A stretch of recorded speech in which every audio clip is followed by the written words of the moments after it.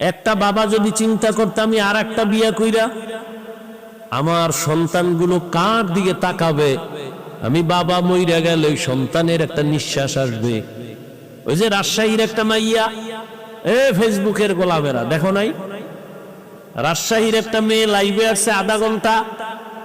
আমাকে একজনে শুনাইছেন, আধা ঘন্টা লাইভ দিয়া কয়, ও বাবা আমি মইরা যাইতেছি, কারণ আমি স্বামীর ঘরে আসার পরে আমার স্বামী আমাকে মানসিক বারবার টর্চার করে।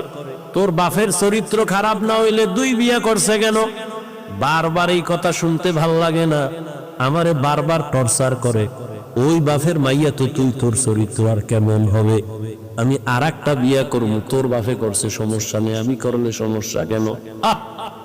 বাবাই চিন্তা করে না যে আমার মাইয়াটা স্বামীর ঘরে গেলে টর্চার করবে। মেয়ে বলে, বাবা আর কত কষ্ট সহ্য করব, মরে গেলাম, তুমি আরো বিয়ে কইরো। মরে গেলাম, আমি মরছি কিনার খবর পাইনি। আধা ঘন্টা লাইভ দিছে রাজশাহীর একটা মেয়ে। একটা বাবা যদি শুধু সন্তানের চিন্তা করত, আল্লাহ আপনি হেদায়াত দান করেন।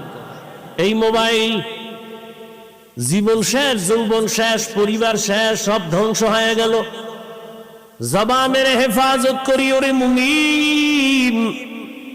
হাত হেফাজত করা সহজ, কান হেফাজত করা সহজ, চোখ হেফাজত করা সহজ। জিহ্বা নামের অস্ত্রটারে কেমনে তুমি আটকায় দিবা? কষ্টে লাগানো যাবে না। আল্লাহ হেদায়াত দান করুন।